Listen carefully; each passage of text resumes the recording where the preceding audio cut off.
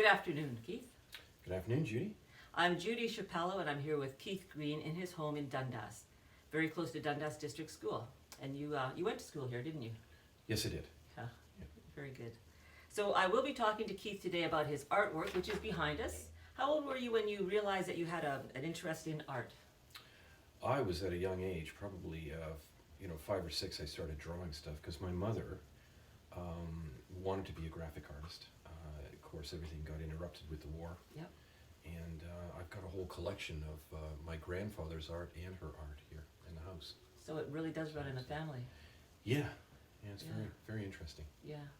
And that's your art on the wall over there too, isn't it? Yes, I did that in school. That's drawings, like pencil, is it, or what is it? It's actually done with a 19-cent ballpoint Bic pen, Yeah, very good. so you can't make a mistake. Yeah. So, and that just came to me. I was doing a lot of meditation. During high school?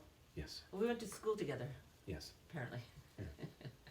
So a bit of a haze with Yeah. meditation and all that. Eh? It was. Anyway, that's awesome. 'Cause, Mhm. but I will talk to you about this work behind us, if we could. And how would you describe your art? If you had to just put it into a term, if you had to label it, what would you call your art? I guess it would be incredibly abstract, contemporary. Right. It is a depicting the unfortunate problems we have today with throwing away technology. Mm-hmm. So I am suspending it.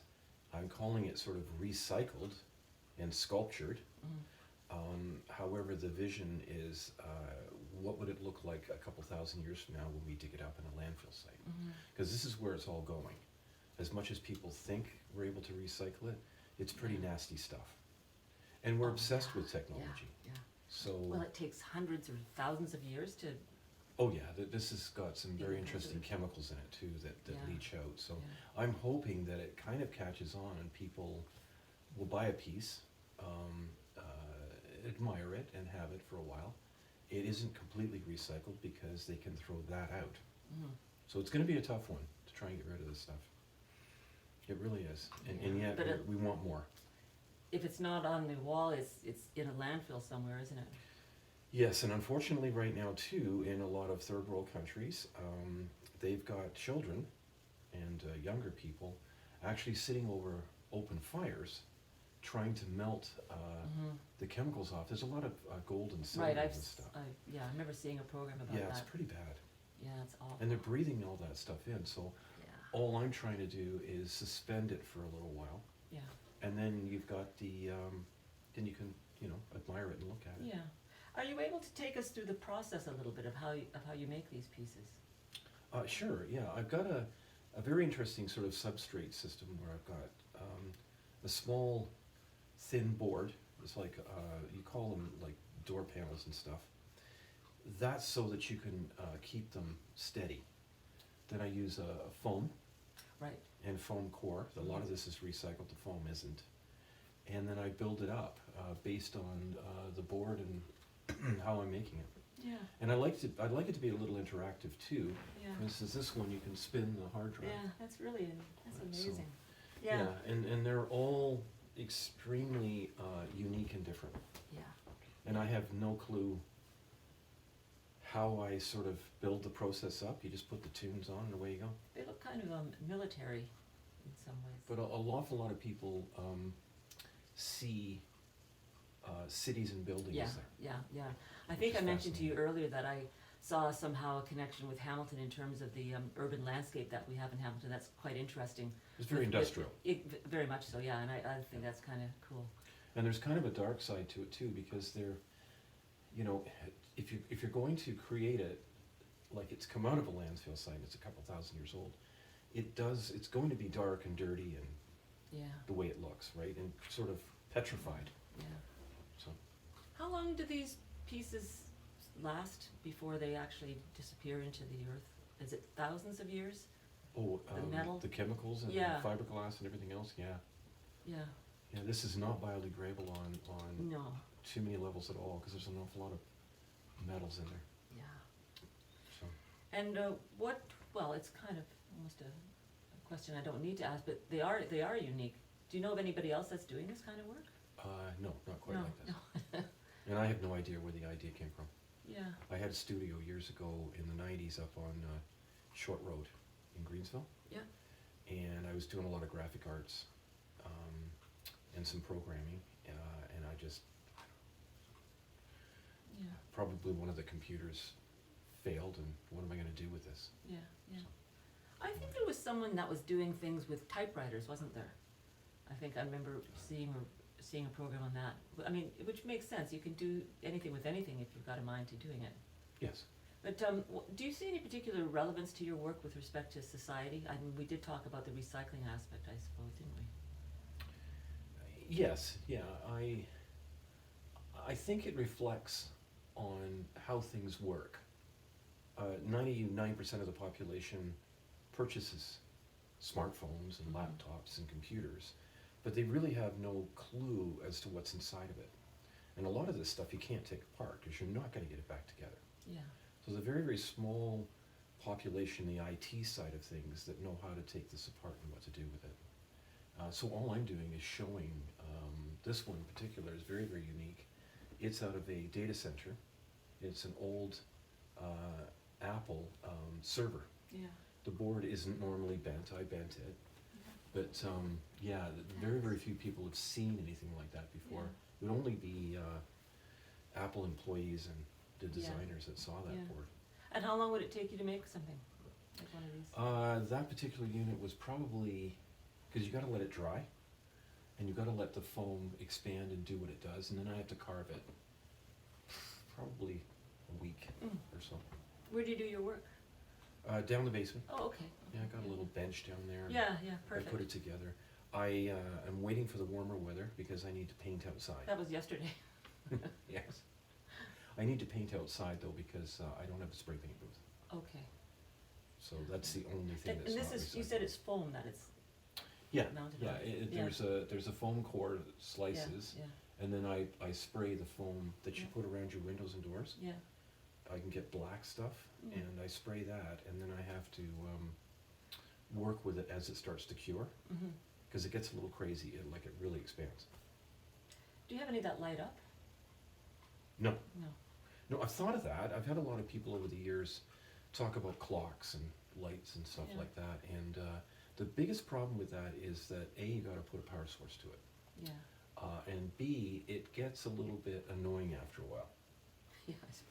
I don't know if you've seen some of these 50s style pieces of art with Yeah. James Dean and Yeah, Elvis yeah, of and course, stuff, yeah, and they've yeah. got little lights and stuff in them, and they blink and things. Yeah. Haven't sort of gone that Yeah. route, Yeah. because if people are going to put it on their walls, Yeah. I'm not too sure. I mean, you could switch it off, Yeah. but that just adds another layer of complication to it, because I'm going to have to engineer it so that you can actually get batteries into it Yeah, and of things like course. that. Yeah, So and then you don't really want. it does get crazy. Yeah, yeah. Yeah, they're very much a combination. Like you say, you can sort of interpret it any number of different ways. It is sort of like obviously industrial and mechanical and almost futuristic and Yeah. desolate and kind of beautiful and abstract. And this one over here has an old VHS in it. Yeah. And you see the heat sink on that unit Mm-hmm. up there. It reminds me of Hamilton City Hall, Okay. Yeah. right? Yeah, That, yeah. And that piece of steel up there, that Yeah. aluminum, Yeah. that keeps the processor cool. Mm-hmm. Fascinating. Yeah. Don't get that. You do custom orders, I presume. Yes, I've started that. If someone has an old computer Mm-hmm. and they want to sort of possibly remember it, I can take it all apart, make one of these, and they can hang their wall. Is that really a thing? People wanna. I don't know, Yeah. but I could. Yeah. This is how crazy it is. You can actually go on the internet now and buy a container load of this and have it shipped. Yeah. So you have a full container of this stuff, which would take me years. I would need a team of people. Yeah, there's no shortage of No. supply. I We're throwing this stuff out on a level that we can't even imagine. Yeah, yeah. It's a shame. Now, you were involved in the art crawl one year, I believe. Is that correct? Yes, a couple years ago. A couple years ago. Yeah, I And you- did 2014 and 15 and actually 17 too on James Street North. James Street North, however, has changed. Hmm. There isn't the artists and studios down there anymore. Right. It's more kind of restaurant, Yeah. Yeah. Types. Yeah. places. So, Yeah. and I sold quite a bit down there. It's very, very interesting on the art crawl though. Hundreds of people come through, but they buy later. Yeah. You don't see Yeah. people walking out of there with something under their arms. They're not there for shopping so much as just looking and having a good. It's the experience. Yeah, of course. Yeah. Yeah. Where else do you sell your things here? On the internet. Okay. Yeah. What's urbanchaosart.ca. Because our urban area is in a chaotic state, so that's where the name came from. Yeah, yeah. And Well, this is complete total they are chaos when you see they are it. chaotic pieces. aren't Yeah, they? there's nothing sort of straightforward.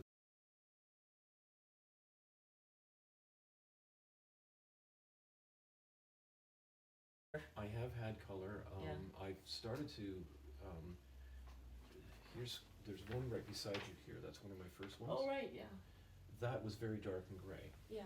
I have, however, opened up Mhm. the actual PC board, so I don't Yeah. touch them. I don't spray them. Yeah, I put lacquer on them. Open up the hard drive so you can see them. yeah, yeah. But that's more of an explanation. And again, That's great.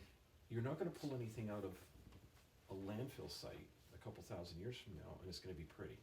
No, no, it's no, not. no. And this is literally like taking a hammer and chisel, because by that time they will have petrified. Yeah, The compression ratio of the amount of dirt that we put on top of this stuff really, really presses it down.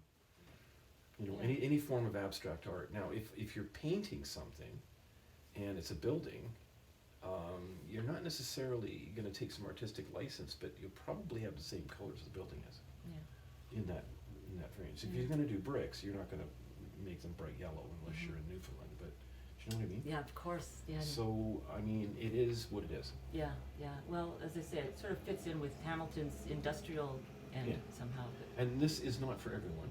no, well, not. You know, a lot of people, if you like Trish Romance stuff and Robert Bateman, Yeah. this doesn't fit in your collection. No. But it may fit in a particular room in the house or something, Yeah, or at work. yeah. I would love to one day do an office wall. Mhm. You know, the entrance wall. That would be great. Yeah. Because I've got enough material to do a massive wall out of it. I think right now the main focus will be the recycling side of it, because we are slowly Mhm. coming around to that. Yeah. And it's just a few pieces at a time, keeping them out of that Mhm. environment. So So if people have any questions or want to contact you, they can go on to urbanchaosart.ca. yes. Is there a phone number or just go on the website? Yes, there is. Yeah. It's right on there.